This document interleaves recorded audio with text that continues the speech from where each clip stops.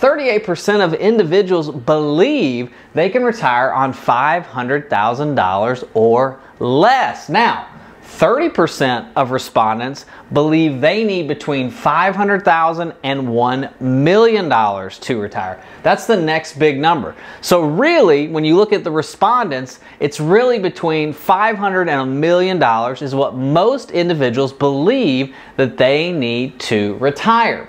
14% of respondents believe they need $1 million to $1.5 million to retire. 8% of respondents believe they need $1.5 million to $2 million to retire. 3% of respondents, they say, well, we need $2 to $2.5 million in retirement savings to retire. 2% said they need $2.5 to $3 million to retire. And here's what I found interesting. 6% of individuals. So you saw it 38, 30, 14, 8, 3, 2. It was going down, and then all of a sudden, 6% of individuals surveyed believe they need $3 million or more to retire. And this 6% was mainly made up of millennials. What we saw in the 38% and the 30% number, the between $500,000 and $1 million, those were made up of people who were close to retirement. So can you retire on $500,000 or less? All right, can I retire at 55 with $500,000? That's what we're going to look at here. Now, we have to take in some characteristics of this person that is retiring at 55. Now, we already know they have $500,000 saved for retirement. Asking the question, can I retire with $500,000 at 55? So, they're age 55. Now, Social Security at 67 is going to be $2,800. That's what I found is a good average for people at full retirement age. Retirement expenses, $50,000 a year. That's the average across the entire United States. It could be different based on where you live. If you're in LA, it's going to be different than when you're in Tampa like me. So $50,000 is the number we're going to use for this scenario. Obviously, your scenario is going to be individualized for you living in Toledo or you living in Des Moines, wherever you might live. The rate of return for the money that's in the market is going to be 6%. That means our investments are going to stay invested in the stock market. They're going to pay us a retirement income, and we're going to assume a 6% rate of return for the rest of our life. Now, the stock market's averaged right about 8% since 1950, but we're going to use 6% because we're using our money to live off of, and we're going to use inflation of 3%. That's just an easy round number. Inflation's averaged right about 3.24% the last 108 years. So 55 to 67, we want to get the full retirement age. If we're retiring early, we want to try to get the full retirement age. So $500,000 in retirement assets, $4,166 is our monthly expenses, okay? Because that's $50,000 divided by 12. Just an easy way to do that. So we're going to need $4,166 a month off of our $500,000. Now, what I did, because I wanted to be extremely accurate for this video, down to the penny, I actually put this into my retirement planning software. This $4,166 is going to have inflation of 3%, but that's going to be calculated on a monthly basis as well. Normally, when I do a video like this, I calculate inflation on an annual basis, but I wanted to be so exact, so down to the penny, so you can answer the question, can I retire at 55 with $500,000? So this value is going to get inflation on a monthly basis. So $4,166 plus inflation is what we need off of our retirement investments from 55 to 67. We're going to earn 6% in the market, and there's 3% inflation, okay? So how long or what amount of money do we have at 67? Well, unfortunately, in this scenario, we have $0. It actually only makes it about 10 years, from 55 to 65. So, can I retire at 55 with $500,000? No, if your retirement expenses are $50,000 a year. So I come back and I say, okay, how can we retire at 55 with $500,000. Something has to change. We either have to increase the rate of return on the money in the market, we have to either lower inflation, or we have to lower our monthly expenses. I don't necessarily want to go down the risk scale to try to earn more income in the market, so we're going to leave that alone. Inflation's not going down anytime soon, so it's going to have to be monthly expenses. So let's use the same scenario. $500,000. We want to get from 55 to 67. We're going to have a 6% rate of return and 3% inflation. How much money or how much retirement expenses does that have to come down in order to accomplish this? Well, according to the software, again, I wanted to be very, very, very detailed for this. It's $2,500. So $2,500 a month is what statistically can be pulled off of this money to make sure it's going to last for the rest of this person's life. $346,000. So we've pulled out $2,500 a month plus inflation. We've got 6% on our money in the market, and we're down about, what's that, $160,000 in round numbers, 500 to 346. At 67 though, we're gonna have Social Security kick on, that's $2,800. Our investments have inflated, or I'm sorry, our expenses have inflated from $2,500 to $3,714. So that's our expenses now. This is our Social Security. We're still going to get the same rate of return in the market when we're doing the assumption, so 6% and 3% is inflation. So now we ask ourselves, how long is this going to last? And based on inflation calculating on a monthly basis, a 6% geometric rate of return, 3% inflation, this goes to 0 at 95. So we get this person from 55 to 95 if their retirement expenses are $2,500 a month. You can't retire.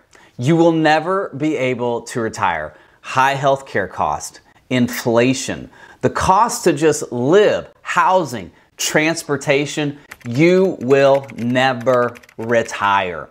That was actually the subject of a Wall Street Journal article. But on our channel, we're not about not retiring. We are about retiring, getting to retirement, through retirement, and protecting your ability to stay in retirement. We want to make wise choices to get us to retirement. I want to go through a specific example for Sharon. I want to show you her retirement example on why she can't retire and the changes that we made so that she can, C-A-N, retire. You ready to go? Let's do this. Now the option a lot of times for clients is, Drew, I don't want to work at such and such job because it's high stress.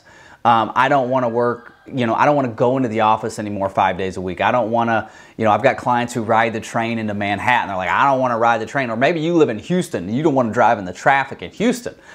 And you're like, can I work at home making $40,000 a year? What we would look at for Sharon, if she did not want to keep working her high stress job, but wanted to work another job, is we would just say, let's quit your current job. Let's get a job making $30,000, $40,000 and let's see what that looks like.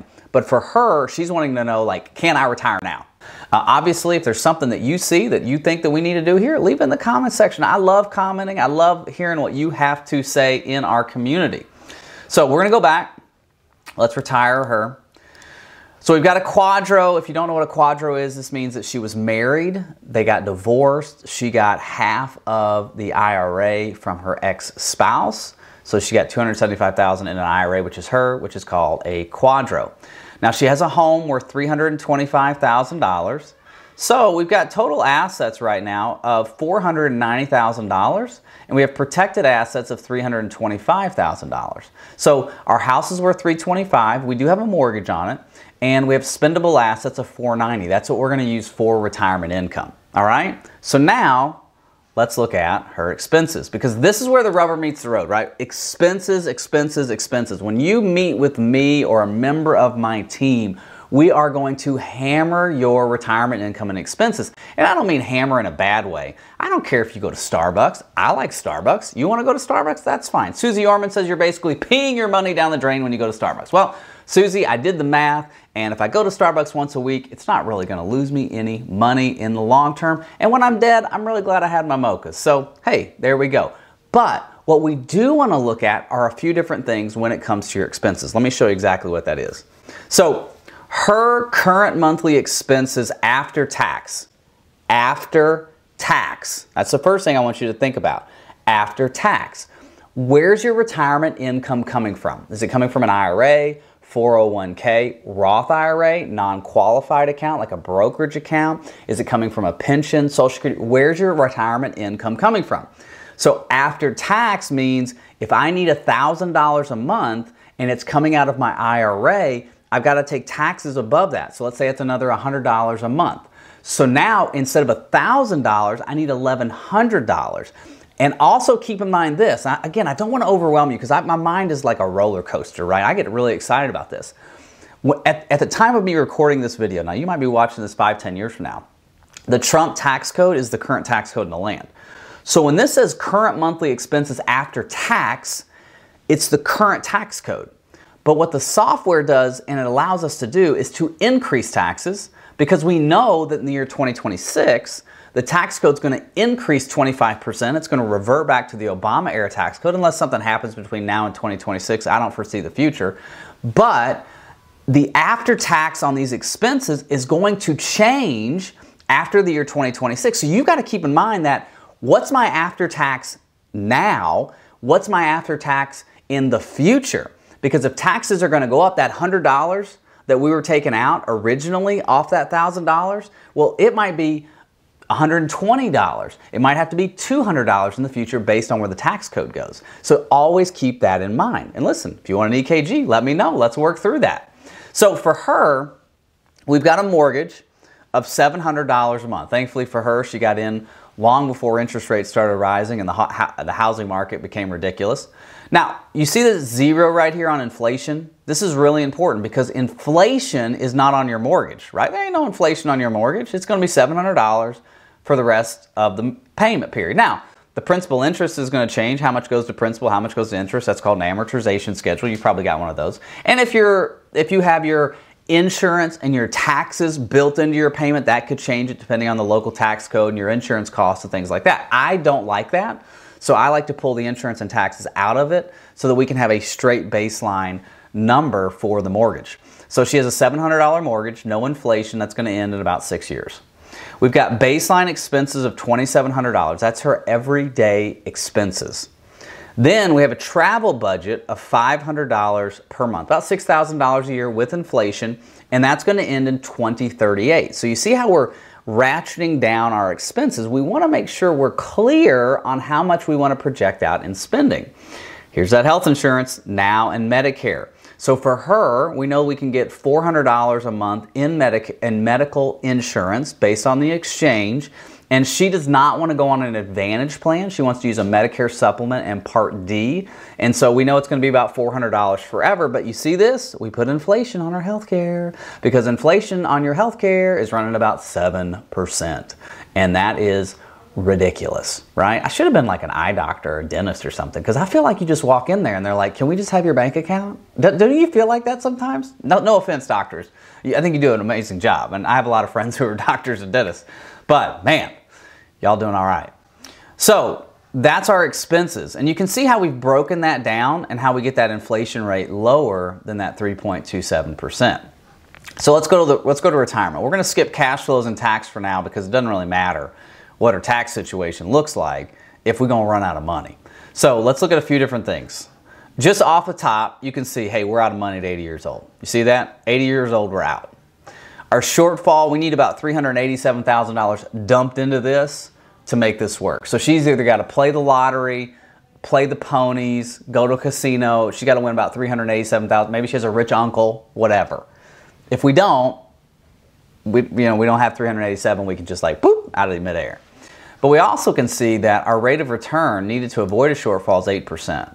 So we're running these investments at 4% in retirement. Now, I am very conservative in my projections. I don't believe that over time she's going to make 4% in the stock market. I think she's going to make more like 5, 6, 7%. But I'm not going to project that out. But what the software's telling me is we need to earn 8%. Now, the market's averaged 10% over the last 50 years. If you take inflation out of that, it's 8%. So she essentially has to earn exactly what the S&P 500 or the stock market has averaged over the last 50 years in order for her money to never run out. Now, as an advisor and as an investment advisor, I do not want her to take the same amount of risk as the overall stock market. And so, yeah, there's funds out there. You might comment and say, hey, Drew, she could buy JEPI and get 12%, or she can buy this ETF and get 9% guaranteed. First of all, it's not guaranteed, and it's only been around for a couple years. Second of all, we have to have some kind of projection because we're looking at lump sum payments coming off of this as well, not just like the dividend interest. So let's go back. Let's see what we need to do. Let's go to adjustments. So now we're going to do some adjustments. So I talked to Sharon, said, hey Sharon, do you like your job? I like my job. Why are you retiring at 60? She said, I don't want to feel like I'm missing life. I want to feel like I'm enjoying what I've worked hard for. And I said, that's great. And we had this conversation. I said, well, Sharon, here's the problem. If you retire at 60, based on our projections, you're out of money at 80 years old. How long did your mom live? She said, well, Mom lived into her late 80s. How about your dad? He lived into his 80s. I said, what if you get to 80 and you're still healthy, but you run out of money? What are you going to do? Well, that's where we got to have these conversations. So I said, could you work a couple years longer? Could you work at your job a couple years longer? So let's look at that. So if she stays in admin and she works from 60 until 63, so we're going to have her work another 3 years. Okay, I know it sounds tough, but we're going to do another 3 years. And then we're going to take Social Security at 63, which is going to be $2,227. So we're going to take Social Security immediately when we retire. Now you see the difference. From an asset standpoint, we're going to start having a contribution into this 401k. And I believe, it's not on here, so let me go back. I think it was like $1,100. So we'll just put $1,100 in there. She's getting a $175 match from the company. Actually, let me make sure I'm right on that. Let's do this together, guys. Let's go back to the current scenario. Unretire, assets, 1166. See, that was $66. I need to go back. Okay, so let's go back to the adjustments. See, this is why we do it together. Okay, so she's going to do her contribution, and she's going to do this now until she retires, which will be 5 of 2026. So she's going to get that free money from the company for another 3 years as well. So now, still same amount. Remember, $493.25. Our expenses haven't changed, still the same. Mortgage, baseline, travel, health insurance, all that's still the same. So now let's go to retirement. So we're retiring at 63. We're going to take Social Security immediately. And look, we're out at 89. We've extended it 9 years. Now, let's go to 80 real quick. At 80, there's $311,000. Remember, she was at 0, retiring at 60. So working an extra 3 years has extended the life of her spendable assets 9 years. Now, she does have her house. It'll be paid for. She can do a reverse mortgage. She could sell the house. She could do something. But this is a way to help extend the life of her retirement. And look at the rate of return. It's 5.92. Remember, it was like 8 point something. Now it's more manageable. Maybe she can earn 5 to 6% in dividend yield and just capital appreciation, and this means the money will never run out. So these are some of the things we can do. We can also look at some other adjustments. What can we do? Can we start Social Security at a different age instead of turning it on immediately? Well, according to the software, it says take it at 68. Remember, we're taking it at 63. So if we do that, look at this. It actually would extend her to 91. 91. Taking it at the appropriate time that makes sense for her, right? Like if she's reading all the articles or she's listening to her friends, the articles say delay till 70. Her friends say take it now because Social Security is going to go bankrupt and it's your money. Take it, invest it, enjoy it. Which I get a lot of those comments. But for her, for Sharon, based on our projections, based on our calculations, it makes sense to take it at 68. It extends the life of her retirement 2 years, 24 months. That's a big deal. I think that's pretty awesome, don't you? Let's look at that scenario real quick. So we added it to the analysis. Let's view it. All right. So now, look at this, 91. Let's see what the rate of return calculated is. 5.52. So we're still in that 5.5 range. Even better than where we were. What was it originally? Let's go back. It was 5.92. So now we've jumped it back by 0.4%, 5.5%. My gosh, do you guys see the value in this? Don't you see how awesome this is? So when somebody says, here's my notes, you can't retire, you can retire. You just have to make sure that you protect yourself, right? I love this scripture in Ephesians 5:15. It says this. It says, be careful how you live. Don't live like fools, but like those who are wise. Obviously, Paul is talking about how you live your personal life in this scripture, but I think it applies to your retirement as well, because the decisions that you make in order to retire, don't make them foolishly. Make wise decisions based on your situation, based on your math, based on your individual needs. And I can't promise you that you're going to have a successful retirement, but we can have some certainty that if we do that, we're going to get through retirement together. All right, can I retire at 60 with $500,000 saved for retirement, and should I claim Social Security early? That's what we're going to look at. We're going to dive into the software, and I'm going to show you why this couple should claim Social Security at 62, not delaying their Social Security, and I'll go through the different reasons why that is. Are you ready for that? Because I know I just said something that you don't hear a lot of financial advisors talk about, and that's claiming Social Security early. All right, so here's what we got. We've got Drew and Valerie. Obviously, that's me and my wife. The names have been changed on this couple to protect the innocent. Now, they are both 60 years old. They do live in Florida, so they have a low state and local tax, but they still have federal taxes, so that's something we do need to look at. And they're both retired. So, we're already in retirement. Now, they came to me after they retired and said, hey, when should we claim Social Security, and are we going to be okay? Now, I was doing a full financial EKG for these individuals. Would have loved for them to come to me before they retired and ask those questions, but it's okay that they came to me afterwards. Hey, we're going to work wherever you are at. And if you want a financial EKG, in the description below is a link to get in touch with us, and we can go through a retirement plan for you that's individualized. Because you can get a retirement plan anywhere. You can get a free plan at Vanguard. You can get a free plan at Fidelity. But you can only get a Your Financial EKG with me. All right, so here we go. So Social Security benefits. Now for Drew, at 62, it's $1,750. For Valerie at 62, it's $2,100. Now she was the primary breadwinner for most of their lives. So let me show you the Social Security differences here. So for her, her full retirement age is 67 because she was born after the year 1960. The benefit at 67 would be $3,000. For him, it would be $2,500. And you can see how there's a difference and how they grow as we wait. So at 63 for her, it's $2,250, $2,400, $2,600, $2,800, $3,000. And if you delay even longer, $3,240, $3,480, and $3,720. Now that all looks fine and dandy, but we've got to get to these ages first, and we have to think about where's the income going to come from if we delay Social Security, and what are the taxes going to be like on those assets. So for them, they have traditional IRAs, 2 of them plus the bank. And so if they're going to delay Social Security, all of their income is going to come from their IRAs.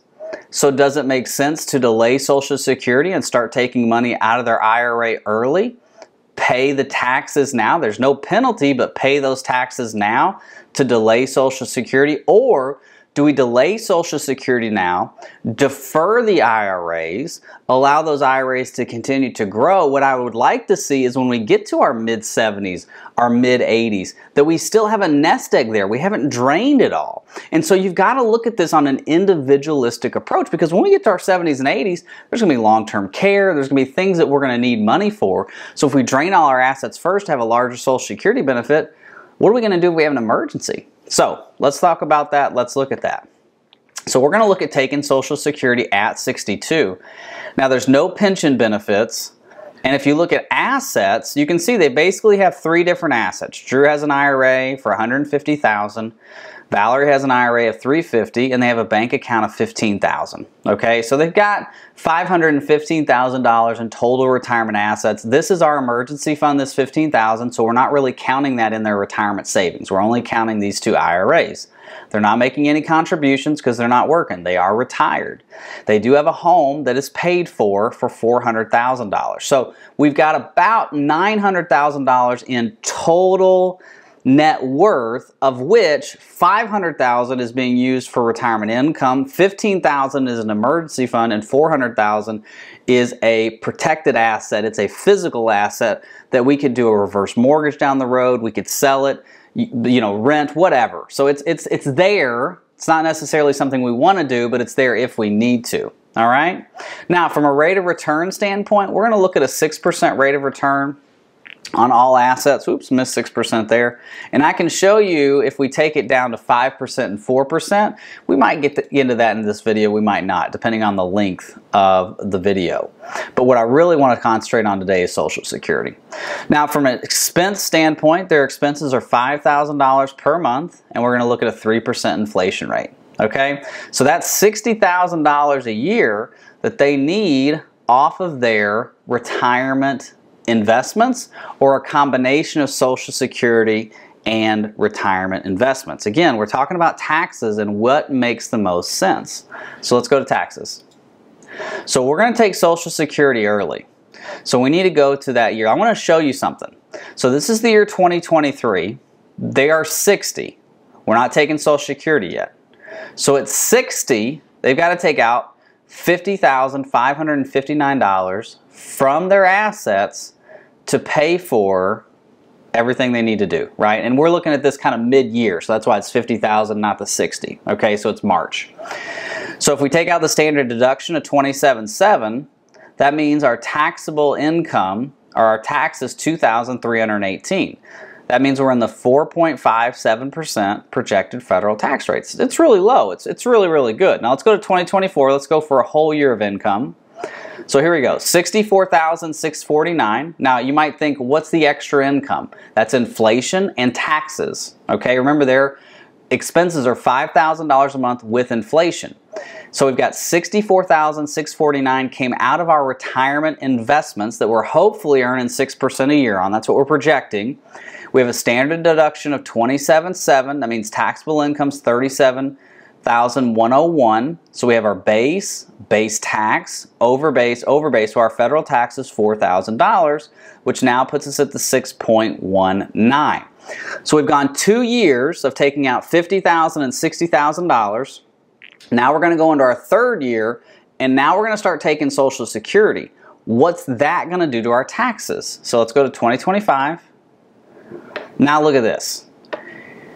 Here's our taxable Social Security, $7,073. You might be thinking, Drew, why is it only $7,000 taxable? It's because we're using provisional income. Provisional income is taking your investment income, like your IRAs, ordinary income, plus interest, plus half of your Social Security, plus any tax-free interest. That gives you provisional income, and that determines how much of your Social Security is taxable. Well, for them, their provisional income is only causing $7,000 of their Social Security to be taxed. Now they're taking all of their Social Security, which we did it on the board, so all of their Social Security is $46,200 at 62. But only $7,000 of that $46,200 is being calculated into their taxes. And so we have some taxable withdrawals here. This is just because of inflation and taxes. Here's our standard deduction of $27,700. Now our total tax is $154, which puts us in the 0.53% tax bracket. So we were already in a really low tax bracket, but now we're in the 0.53 tax bracket. You following me? Let's go to 2026. Now we're in a zero tax bracket. Look at that. Zero. Now why are we in a zero tax bracket? Because we've had Social Security for the whole year. Now in the last scenario, or I'm sorry, in the last year in 2025, their Social Security didn't kick on for a couple months. But now we've had a whole year of Social Security. So again, our taxable Social Security is $5,373. Our money that we need out of our investments is $18,898 for extra income with inflation and taxes. Standard deduction, look at those zeros. So from the year 2026, so from age 63 to age 73, they're pretty much going to be at zero under the current tax code. Now we all know that taxes are going to change in 2027. So let's go to 2027 and let's adjust taxes. So the year 2027, let's do a 25% increase on taxes. We'll save that. So now we've adjusted taxes by 25% for the year 2027. That's back to the Obama era taxes. Because that's what will happen. If the Trump tax code's not extended or refined or they change it, it reverts back to the Obama era. All right, so now let's look at, can I retire?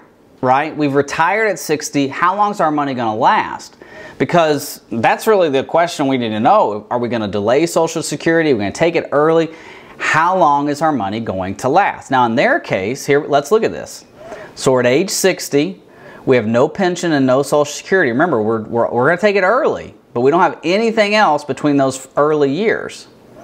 So our assets go from 515 down to 455 because we're having to use that for retirement income. But then at age 62, our Social Security kicks on, which means our expenses at $5,423 subtracted from our Social Security means we only need $1,500 a month. Now that does increase with inflation, and eventually at 92, we're out of spendable assets, but we do have this house. So it's not a bad scenario, right? We could reverse mortgage the house, we could sell it. So taking Social Security early for them made the most sense tax-wise, and it got them into their early 90s, retiring at 60 with $500,000. Now, let's go back, because I hear a lot of you talking about it. Should they delay Social Security? Let's look at it. Let's go back to the calculator. Let's put them at 67. Save that, and let's just look at it. Let's go to taxes. Let's change the brackets back down. Oh, we're going to increase in 2027, so let's keep that. So let's go to 2024. That's a full year. So this is not going to change. There's 6.19. 2025, 6.49. So we're paying taxes. Remember, at age 62, we weren't paying any taxes. Taking Social Security early. Here, we're still paying taxes. Now, it's just a little bit. $4,000 here, $4,000 there. Here's our increase, 8.55. Now we're paying about $6,200. But let's go to retirement and see what that does. Oh, wow, look at this. Now, we're going to delay Social Security to 67, but look what it does. We're out of money at 86. Remember, at 62, we were out at 92. So 1, 2, 3, 4, 5, 6, 7 years. Now, how long did we delay Social Security? 1, 2, 3, 4, 5, 6, 7 years. By delaying Social Security 7 years, we ran out of income 7 years earlier than we did claiming Social Security at 62. Now, does this work for everybody? Is this your situation? Should you run out and claim Social Security at 62? I don't know. You need to contact me. We need to do a Social Security optimization schedule. We need to do a retirement EKG. We need to do a financial EKG to make sure you can get to retirement, through retirement, protect your ability to stay in retirement. But I wanted to show you why for them it made sense to collect early, to save on taxes, to use that retirement income for those first 2 years, take that Social Security. I'm not worried about RMDs as much because, again, showing it in the software with increased taxes, they're out at 92 years old. So if the tax code stays where it's at or increases, they're going to be okay. And so when you're running your financial EKG, it has to be based on you. All right? Well, hey, thank you so much for watching. God bless. Bye-bye.